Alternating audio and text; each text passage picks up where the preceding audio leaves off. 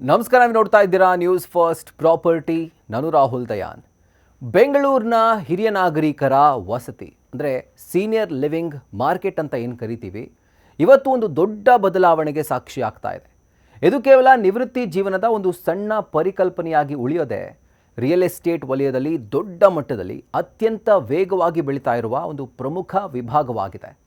ಭಾರತದಲ್ಲಿ ಹಿರಿಯ ನಾಗರಿಕರ ಜನಸಂಖ್ಯೆ 2050ರ ವೇಳೆಗೆ ದುಪ್ಪಟ್ಟಾಗುತ್ತೆ ಅಂತ ಅಂದಾಜು ಮಾಡಲಾಗಿದ್ದು, ಈ ಜನಸಂಖ್ಯಾ ಬದಲಾವಣೆ ಬೆಂಗಳೂರನ್ನ ಈ ವಿಶೇಷ ವಸತಿ ವಲಯದ ಪ್ರಮುಖ ಕೇಂದ್ರವನ್ನಾಗಿ ಮಾಡಿದೆ.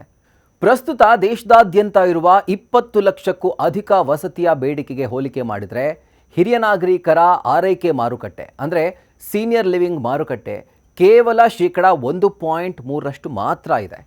ಈ ಭಾರಿ ಬೇಡಿಕೆ ಮತ್ತು ಪೂರೈಕೆಯ ನಡುವಿನ ವ್ಯತ್ಯಾಸವನ್ನು ಗುರುತಿಸಿರುವಂತಹ ಪ್ರಮುಖ ರಾಷ್ಟ್ರೀಯ ಡೆವಲಪರ್ಗಳು ಈ ವಲಯದಲ್ಲಿ ಈಗ ಹೆಚ್ಚೆಚ್ಚಾಗಿ ಹೂಡಿಕೆ ಮಾಡೋಕೆ ಪ್ರತ್ಯೇಕ ಮೈಕ್ರೋ ಕ್ಯಾಂಪಸ್ಗಳನ್ನು ಆರಂಭ ಮಾಡ್ತಾ ಇದ್ದಾರೆ. ಇನ್ನು ಕೇವಲ ಹಿರಿಯ ನಾಗರಿಕರ ಆರೈಕೆ ಕೇಂದ್ರವಾಗಿ ಅಷ್ಟೇ ಅಲ್ಲದೆ ರಿಯಲ್ ಎಸ್ಟೇಟ್ ಹೂಡಿಕೆಯ ದೃಷ್ಟಿಕೋನದಿಂದ ನೋಡಿದಾಗ ಸಾಂಪ್ರದಾಯಿಕ ವಸತಿ ಯೋಜನೆಗಳಿಗೆ ಹೋಲಿಕೆ ಮಾಡಿದ್ರೆ ಹಿರಿಯ ನಾಗರಿಕರ ವಸತಿ ಸಮುದಾಯಗಳು ಅತ್ಯುತ್ತಮ ಆರ್ಥಿಕ ಲಾಭವನ್ನು ನೀಡುತ್ತವೆ. ಬೆಂಗಳೂರಿನಲ್ಲಿ ಸಾಮಾನ್ಯವಾಗಿ ಅಪಾರ್ಟ್ಮೆಂಟ್ಗಳು 3ರಿಂದ 4.5% ಮಾತ್ರನೇ ಬಾಡಿಗೆ ಆದಾಯವನ್ನು ನೀಡಿದರೆ, ಪ್ರೀಮಿಯಂ ಹಿರಿಯ ನಾಗರಿಕರ ವಸತಿಗಳು ಸೇವಾಧಾರಿತ ಮಾಸಿಕ ಬಾಡಿಗೆಯಾಗಿ 50,000ದಿಂದ 1,20,000ಕ್ಕೂ ಹೆಚ್ಚು ಆದಾಯವನ್ನು ತಂದುಕೊಡುತ್ತವೆ. ಇದು ಒಟ್ಟಾರೆ ನಿರ್ವಹಣಾ ಆದಾಯವನ್ನು ಗಣನೀಯವಾಗಿ ಹೆಚ್ಚು ಮಾಡುತ್ತೆ. ಈ ಮಾರುಕಟ್ಟೆಯ ಪ್ರವೃತ್ತಿಗೆ ಅನಿವಾಸಿ ಭಾರತೀಯರ ಅಂದರೆ NRI ಹೂಡಿಕೆ ಮತ್ತು ಬದಲಾಗ್ತಿರುವಂಥ ಅವಿಭಕ್ತ ಕುಟುಂಬಗಳ ವ್ಯವಸ್ಥೆ ದೊಡ್ಡ ಬೆಂಬಲವನ್ನು ನೀಡಿದೆ. ಅಂದರೆ ಈ ಕಾರಣದಿಂದಾಗಿಯೇ ಈ ಮಾರ್ಕೆಟ್ ಇಷ್ಟು ಬೂಮ್ ಆಗಿರುವಂಥದ್ದು. ಈ ಯೋಜನೆಗಳು ದೂರದ ಅಥವಾ ಜನರೇ ಇಲ್ಲದಿರುವಂಥ ಪ್ರದೇಶಗಳಿಂದ ದೂರ ಇದ್ದು ನಗರದ ಪ್ರಮುಖ ಮತ್ತು ಉತ್ತಮ ಸಂಪರ್ಕ ಹೊಂದಿರುವಂಥ ಮೈಕ್ರೋ ಮಾರ್ಕೆಟ್ಗಳಲ್ಲಿ ಇವೆಲ್ಲವೂ ಕೂಡ ನಿರ್ಮಾಣವಾಗ್ತಾ ಇವೆ. ಹೆಚ್ಚೆಚ್ಚಾಗಿ ಪ್ರಮುಖವಾಗಿ ವಿಮಾನ ನಿಲ್ದಾಣಕ್ಕೆ ಹತ್ತಿರ ಇರುವಂಥ ಉತ್ತರ ಬೆಂಗಳೂರಿನ ದೇವನಹಳ್ಳಿ, ಹಾಗೆಯೇ ಮಣಿಪಾಲ್ ಮತ್ತು ನಾರಾಯಣ ಹಾಸ್ಪಿಟಲ್ನಂಥ ಉನ್ನತ ದರ್ಜೆಯ ಆಸ್ಪತ್ರೆಗಳಿಗೆ ಸುಲಭ ಸಂಪರ್ಕ ಹೊಂದಿರುವಂಥ ಸರ್ಜಾಪುರ ರಸ್ತೆ ಆಗಿರಬಹುದು, ಅದರ ಜೊತೆಗೆ ಕನಕಪುರ ರಸ್ತೆ ಮತ್ತು ರಾಜಾಜಿನಗರ ಈ ಹೂಡಿಕೆಯ ಪ್ರಮುಖ ಕೇಂದ್ರಗಳಾಗಿದ್ದಾವೆ. ಖರೀದಿ ಮಾಡೋರು ಜೊತೆಗೆ ಹೂಡಿಕೆ ಮಾಡೋರು 3 ವಿಭಿನ್ನ ಮಾದರಿಗಳ ಮೂಲಕ ಈ ಸೀನಿಯರ್ ಲಿವಿಂಗ್ ಮಾರುಕಟ್ಟೆಯನ್ನು ಪ್ರವೇಶ ಮಾಡಬಹುದು. ಹಾಗಿದ್ರೆ ಯಾವ ರೀತಿಯಾಗಿ ನೀವು ಈ ಪ್ರಾಪರ್ಟಿಯನ್ನು ತಮಗೆ ಇನ್ವೆಸ್ಟ್ಮೆಂಟ್ ದೃಷ್ಟಿಯಿಂದ ಜೊತೆಗೆ ತಮ್ಮವರಿಗಾಗಿ ಖರೀದಿ ಮಾಡಬಹುದು ಅಂತಂದರೆ, ಬೆಂಗಳೂರಿನಲ್ಲಿ ಅತ್ಯಂತ ಜನಪ್ರಿಯವಾಗಿರುವ ಮಾದರಿ ಅಂತಂದರೆ ಔಟ್ರೈಟ್ ಪರ್ಚೇಸ್ ಮಾಡೆಲ್, ಅಂದರೆ ನೇರವಾಗಿ ಖರೀದಿ ಮಾಡುವಂಥ ವಿಧಾನ. ಇದರಲ್ಲಿ ಖರೀದಿದಾರರು ರೇರಾ ಮಾನ್ಯತೆ ಪಡೆದಂಥ ವಸತಿ ಘಟಕಕ್ಕೆ ಮುಂಗಡವಾಗಿ ಪೂರ್ಣ ಹಣವನ್ನು ಪಾವತಿ ಮಾಡ್ತಾರೆ. ಅದಾದಮೇಲೆ ನಂತರ ಊಟ ಮತ್ತು ಆರೋಗ್ಯ ರಕ್ಷಣೆಗಾಗಿ ಪ್ರತ್ಯೇಕ ಮಾಸಿಕ ನಿರ್ವಹಣಾ ಶುಲ್ಕವನ್ನು ಪಾವತಿ ಮಾಡ್ತಾರೆ. ಈ ಆಸ್ತಿಯನ್ನು ಮರುಮಾರಾಟ ಮಾಡುವಂಥ ಸಂದರ್ಭದಲ್ಲಿ ಅಥವಾ ಮುಂದಿನ ಪೀಳಿಗೆಗೆ ಹಸ್ತಾಂತರ ಮಾಡುವಂಥ ಹಕ್ಕು ಖಂಡಿತವಾಗ್ಲೂ ಇವರಿಗಿರುತ್ತೆ, ಅಂದರೆ ಯಾರು ಪರ್ಚೇಸ್ ಮಾಡಿದ್ದಾರೋ ಅವರಿಗೆ. ಮತ್ತೊಂದು ವಿಧಾನ ಅಂದರೆ long term lease hold model, ಅಂದರೆ ದೀರ್ಘಾವಧಿ ಗುತ್ತಿಗೆ ವಿಧಾನ.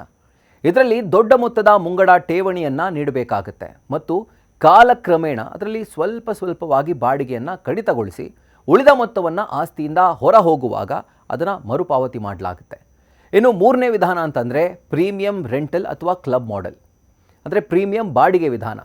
ಇದಕ್ಕೆ ಯಾವುದೇ ದೊಡ್ಡ ಮುಂಗಡ ರಿಯಲ್ ಎಸ್ಟೇಟ್ ಬಂಡವಾಳದ ಅಗತ್ಯ ಇರೋದಿಲ್ಲ. ಬದಲಿಗೆ ಎಲ್ಲ ಸೌಲಭ್ಯಗಳನ್ನು ಒಳಗೊಂಡಂಥ ಹೆಚ್ಚಿನ ಮಾಸಿಕ ಚಂದಾದಾರಿಕೆ ಅಂದರೆ ಸಬ್ಸ್ಕ್ರಿಪ್ಷನ್ ಮಾಡೆಲ್ ರೀತಿಯ ಮೇಲೆ ಇದು ಕಾರ್ಯವನ್ನು ನಿರ್ವಹಿಸುತ್ತೆ. ಸೊ ಈ 3 ಕೂಡ ಇನ್ವೆಸ್ಟ್ ಮಾಡುವಂಥ ಅಥವಾ ಪರ್ಚೇಸ್ ಮಾಡುವಂಥ ವಿಧಾನ ಸೀನಿಯರ್ ಲಿವಿಂಗ್ ಕಮ್ಯುನಿಟಿಗೆ ಸಂಬಂಧಪಟ್ಟಂತೆ. ಇನ್ನು ಈ ರೀತಿಯಾದಂಥ ಪ್ರಾಪರ್ಟಿಗಳನ್ನು ನೀವು ಹೊಂದಬೇಕು ಅಂತಂದರೆ ಅದನ್ನು ಫಸ್ಟ್ ರಿಜಿಸ್ಟರ್ ಮಾಡಿಸ್ಬೇಕು ಆ್ಯಂಡ್ ನೋಂದಾಯಿಸಿಕೊಳ್ಳೋಕೆ ನಿವಾಸಿಗಳಿಗೆ ಕನಿಷ್ಠ 55ರಿಂದ 60 ವರ್ಷ ವಯಸ್ಸಾಗಿರಬೇಕು. ಅಲ್ಲದೆ ಸ್ವತಂತ್ರ ಜೀವನ ಅಥವಾ ಸಹಾಯದ ಅಗತ್ಯವಿರುವಂಥ ಜೀವನದ ಅಗತ್ಯತೆಗಳನ್ನು ನಿರ್ಧಾರ ಮಾಡೋಕ್ಕೆ ವೈದ್ಯಕೀಯ ತಪಾಸಣೆಗೆ ಒಳಗಾಗಬೇಕಾಗುತ್ತೆ. ಜೊತೆಗೆ ಖರೀದಿದಾರರು ಡೆವಲಪರ್ ಹಾಗೂ ಹಿರಿಯ ನಾಗರಿಕರ ಆರೈಕೆ ಸಂಸ್ಥೆಯ ನಡುವೆ ಒಂದು ಒಪ್ಪಂದಕ್ಕೆ ಸಹಿ ಹಾಕಬೇಕಾಗುತ್ತೆ.